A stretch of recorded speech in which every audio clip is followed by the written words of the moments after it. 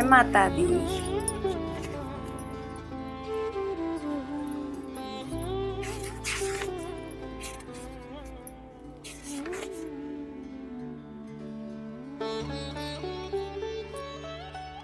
चौथा दिन कुसमांडा। सुरा संपूर्ण कलशम रुधिराप्तालुमेव च दधाना हस्तपद्मभ्याम कुसमांडा शुभदास्तु मे।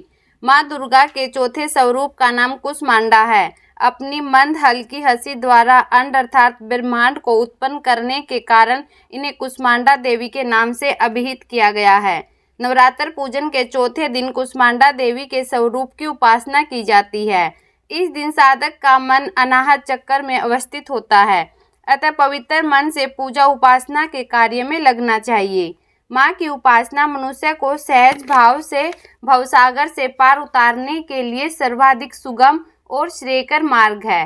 माँ कुसमांडा की उपासना मनुष्य को आदियों व्याधियों से सर्वथा विमुक्त करके उसे सुख समृद्धि और उन्नति की ओर ले जाने वाली है। अतः अपनी लौकिक पारलौकिक उन्नति चाहने वाले को इसकी उपासना में सदैव तत्पर रहना चाहिए। पाठ प्रारंभ। 5वां अध्याय। देवी की स्तुति, अंबिका के रूप में प्रशंसा। ऋषि बोले, प्राचीन समय में शुंभ निशुंभ दोनों असुरों ने बल के मध्य में आकर इंद्र का त्रिलोकी राज्य और यज्ञों के भाग छीन लिए।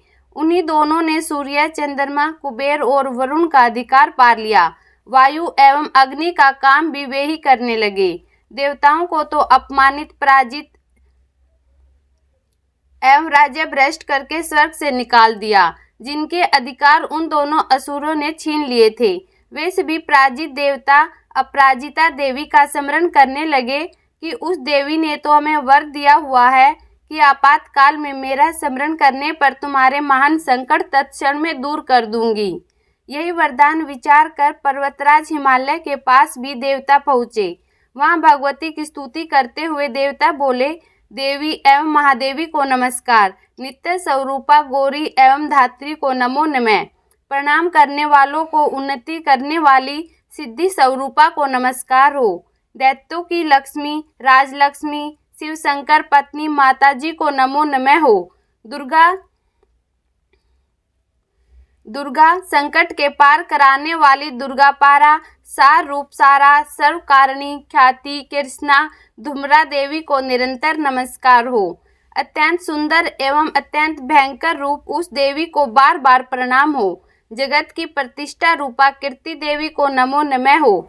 जो देवी सभी प्राणियों में चेतना कही जाती है, उसे बार बार नमस्कार हो। जो देवी सभी प्राणियों में चेतना की जाती है, उसे बार बार नमस्कार हो। जो देवी सभी प्राणियों में निंद्रा रूप से कही गई है, उसे नमस्कार, उसे बार बार नमस्कार। जो देवी सभी प्राणियों में निंद्रा रूप में कही गई है, उसे नमस्कार है, उसे बार बार नमस्कार है। जो देवी प्राणियों में क्षमा शक्ति तथा तृष्णा रूप में स्थित है, उसे नमस्कार हो, उसे नमस्कार हो, उसे बार बार नमस्कार हो। जो देवी सभी प्राणियों में कांति रूप में स्थित है, उसे नमस्कार, उसे नमस्कार, उसे बार बार नमस्कार हो। जो देवी सभी प्राणियों में भ्रांति, कांति और जो लक्ष्मी रूप से स्थित है, उसको नमस्कार है, उसको नमस्कार है, उसको बार बार नमस्कार है। जो देवी समस्त इंद्रियों एवं संपूर्ण जीव मात्र की अधिष्ठात्री है और समस्त जीव मात्र में निरंतर व्याप्त रहती है, उसको बार बार नमस्कार है। जो देवी इस सारे जगत में व्याप्त होकर चैतन्य रूप में स्थित है, उसे नमस्कार है, उसे नमस्कार है, उसे बार बार नमस्कार है। प्राचीन काल में अपने मनोरथों की सिद्धि के लिए देवताओं ने जिस देवी की स्तुति की, इसी प्रकार कई दिनों तक सुरपति इंद्र जिनकी सेवा करता रहा, वह मंगला रूप परमेश्वरी हमारा मंगल एवं कल्याण करे और हमारी आपत्तियां दूर करे। दुष्ट दैत्यों से संतापित हम संपूर्ण देवता जिस भगवती ईश्वरी को नमस्कार कर रहे हैं और भक्ति पूर्वक नम्रता के स्वरूप मनुष्यों द्वारा स्मरण किए जाने पर उनकी विपत्तियों का नाश कर देती है, वह हमारी भी सभी विपत्तियों को दूर करे। ऋषि बोले, हे राजन, सभी देवता जब इस प्रकार भगवती की स्तुति कर रहे थे, उस समय श्री गंगा जी के जल में स्नान करने के लिए श्री पार्वती जी आई। उस समय सुंदर बोहों वाली पार्वती जी ने देवताओं से पूछा कि तुम लोग किसकी स्तुति कर रहे हो। तब उनके शरीर को से प्रकट होकर शिवा बोली, ये देवता तो शुम्भ दैत्य से सताए हुए संग्राम में निशुम्भ से पराजित हुए मिलकर मेरी ही स्तुति कर रहे हैं। श्री पार्वती के शरीर कोश से श्री अंबिका जी का प्राकट्य हुआ। इसी कारण सारे संसार में कौशिकी के नाम से प्रसिद्ध है। इस प्रकार जब कौशिकी प्रकट हुई, श्री पार्वती रूप में काली हो गई। अतः हिमालय में रहने वाली काली का नाम विख्यात हुआ। उसके अनंतर शुम्भ निशुम्भ के सेवक चंड तथा मुंड ने वहां आकर उस अंबिका देवी को देखा, जो उस समय परम सुंदर रूप धारण कर रही थी। उन दोनों ने शुम्भ दैत्य को जाकर कहा कि हिमालय को अपनी कांति से प्रकाशित करती हुई परम सुंदरी स्त्री वहां बैठी हुई है। वहां वैसा उत्तम परम सुंदर रूप किसी ने कहीं भी नहीं देखा होगा। हे असुरराज, वह देवी कौन होगी, इस बात का आप ही पता लगाए और उसे ग्रहण कीजिए। वह स्त्री नहीं, रतन ही है। उसके तो सभी अंग बड़े मनोहर हैं, अपनी दिव्य कांति से दिशाओं को प्रकाशित कर रही है। हे दैतेंद्र, वह तो बैठी हुई है, आप जाकर उसे देख सकते हैं। हे प्रभो, जैसे ही आप उसे ग्रहण कीजिए। ऋषि बोले। तब चंडमुंड के वचन सुनकर शुम्भ ने महाअसुर सुग्रीव को दूत बनाकर देवी के पास भेजा और कहा कि तुम मेरी ओर से उससे इस प्रकार कहना और इस प्रकार उपाय करना, जिससे कि वह प्रसन्न होकर अत्यंत शीघ्र ही यहाँ आ जाए। यह सुनकर वह दैत्य पर्वत के उस प्रदेश पर पहुंचा जहाँ जो कि अत्यंत सुंदर था। वहां पर ही देवी बैठी हुई थी। वहां जाकर उसने देवी से मधुर वाणी द्वारा कोमल वचन कहे।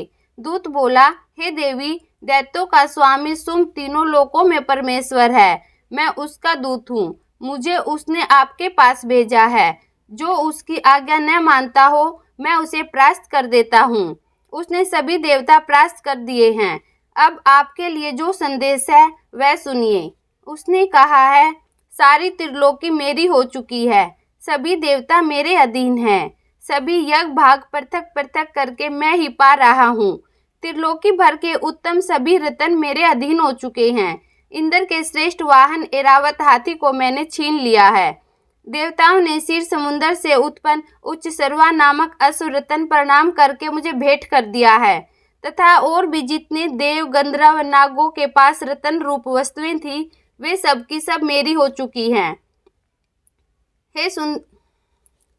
हे देवी, अब हम तुमको स्त्रियों की रत्न मान रहे हैं। इस कारण अब आपको भी हमारे पास आ जाना चाहिए, क्योंकि हम तो रत्नों के भोक्ता हैं। अब तुम्हारी इच्छा है कि मुझे या मेरे पराक्रमी भ्राता निशुम्भ को, इन दोनों में से किसी को वर लो। मेरे साथ विवाह कर लेने से तुम्हें अतुल ऐश्वर्य प्राप्त हो जाएगा। यह अपनी बुद्धि के द्वारा सोच लो, फिर मेरे साथ विवाह कर लो। ऋषि बोले।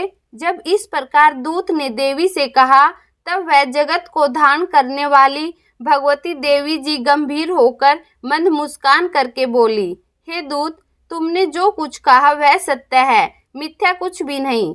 इसमें संदेह नहीं कि शुम्भ त्रिलोकी का स्वामी है और निशुम्भ भी वैसा ही है, किंतु मैंने प्रतिज्ञा की हुई है, उसे किस प्रकार से मिथ्या करूं। प्रतिज्ञा इस प्रकार है कि मुझे युद्ध में जो जीत ले, मेरा अभिमान तोड़ दे और संसार में मेरे समान बलधारी हो, वह मेरा भर्ता हो सकता है। शुम्भ आए अथवा महाअसुर निशुम्भ आ जाए, मुझे जीत कर मेरा शीघ्रता से पानी ग्रहण करे। दूत बोला, हे देवी, तुम्हें अभिमान है जो इस प्रकार की बातें मेरे सामने कर रही हो। भला कहीं त्रिलोकी में ऐसा कौन सा पुरुष है जो शुम्भ निशुम्भ का सामना कर सके। सारे देवता तो दूसरे दैत्यों का सामना भी नहीं कर सकते। देवी बोली, हे दूत, इसमें कोई संशय नहीं कि शुम्भ बलवान और निशुम्भ भी पराक्रमी है, पर मैं करूं तो क्या करूं। प्रतिज्ञा करने से पहले यह बात मैंने नहीं सोची थी। अब तुम जाकर असुरराज को मेरी यही बात कह दो, फिर उसे जो उचित दिखाई दे वही करे। 6वां अध्याय धूमर लोचन वध। ऋषि बोले, देवी जी, इस प्रकार वचन सुनकर दूत क्रोध से लाल होकर लौट आया और फिर दैत्यराज को विस्तार के साथ सारी बातें सुना दी। दूत के वचन सुनते ही दैत्यराज क्रोध से भरा गया। दूत के वचन सुनते ही दैत्यराज क्रोध से भर गया। दैत्यों के सेनापति धूम्रलोचन से बोला, हे धूम्रलोचन, तुम देर मत करो। अपने सेना के साथ वहां जाकर उस दुष्ट को केसों के साथ पकड़कर बलपूर्वक घसीटते हुए जल्दी से यहाँ ले आओ। उसकी रक्षार्थ यदि कोई भी वहां दूसरा उपस्थित हो, चाहे वह देवता, यक्ष, गंधर्व कोई भी हो, उसे मार डालो। ऋषि बोले। आज्ञा पाते ही वह धूम्रलोचन दैत्य 60,000 असुरों की सेना लेकर शीघ्र चल पड़ा। वहां पहुंचकर उसने हिमालय पर विराजमान देवी को देखा और ऊंची आवाज में बोला, अरे तू शुंभ निशुंभ के पास चल। यदि अभी भी प्रसन्नता पूर्वक मेरे स्वामी के पास नहीं चलेगी तो स्मरण रख, तुझे बालों से पकड़कर घसीटते हुए बलपूर्वक मैं ले जाऊंगा। देवी बोली, इसमें संशय नहीं है कि तुम्हें दैत्येश्वर ने भेजा है। तुम स्वयं भी बलवान हो, बड़ी भारी सेना भी साथ ले आए हो। इस प्रकार की दशा में मुझे बलपूर्वक ले जाओ तो मैं तुम्हारा क्या कर सकती हूँ। ऋषि बोले। जब इस प्रकार का उसे उत्तर मिला तो धूम्रलोचन असुर देवी की ओर दौड़ा। तब तो देवी अंबिका जी ने हुंकार के शब्द से उसे भस्म कर दिया। फिर तो असुरों की क्रोध में आई हुई बड़ी सेना अंबिका जी ने एक दूसरे की तीक्ष्ण बाण शक्तियां, फरसे आदि बरसाने आरंभ कर दिए। इधर देवी जी का वाहन सिंह भी कुपित होकर भयंकर नाद करता हुआ, अपने बाल झटकाता हुआ असुरों की सेना पर उछल पड़ा। उस सिंह ने कुछ असुरों को पंजों की मार से एवं कुछ को अपने जबड़ों से तथा कई महाअसुरों को नीचे पटकर दाढ़ों से विदीर्ण करके मार डाला। कितने एक दैत्यों के केसरी ने नाखूनों से पेट फाड़ डाले। कितने एक दैत्यों को तल पर हार कर उनके सिर धड़ से पृथक कर डाले और अन्यों की भुजाएं आदि छिन्न भिन्न कर दिए। कितनों के पेट फाड़ फाड़ कर गले के बाल फटकारते हुए सिंह ने रुधिरपान किया। अत्यंत कुपित हुए देवी जी के वाहन बलवान सिंह ने क्षण भर में दैत्यों की सेना क्षय कर दिया। देवी जी ने उस असुर धूम्रलोचन को मार डाला। देवी जी के वाहन सिंह ने भी सारी सेना का क्षय कर दिया। शुंभ ने जब यह सुना तो उसके क्रोध का पारा चढ़ गया और उसके होठ कांपने लगे। झट शुंभ ने चंड तथा मुंड दोनों दैत्यों को आज्ञा दी, हे चंडमुंड, तुम दोनों बड़ी भारी सेना लेकर वहां पहुंचो। उसे जल्दी से यहाँ लाओ। उसे सेना लेकर खींचकर या बांध कर ले आओ। यदि इस प्रकार लाने में तुम लोगों को संशय हो तो युद्ध करो। सभी प्रकार के अस्त्र शस्त्र से सारे असुर मिलकर उसे मार डालो। उस दुष्ट के मर जाने एवं सिंह के भी मारे जाने पर जिस दिशा में अंबिका पड़ी हो, उसे बांधकर अपने साथ शीघ्र ले आओ। जय माता दी।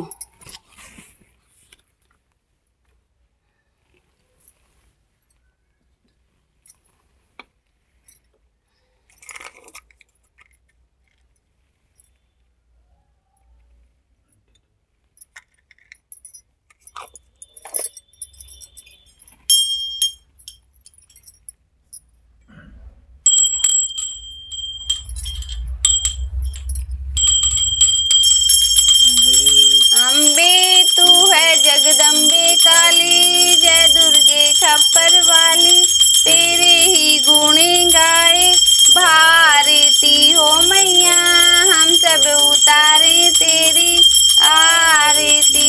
तेरे भक्त जनों पर मैया भीड़ पड़ी है भारी, भीड़ पड़ी है भारी। दानव दल पर टूट पड़ो माँ, करके सिंह सवारी, करके सिंह सवारी। सो सिंहों से तू बलशाली, अष्टभुजाओं वाली, भक्तों के दुखे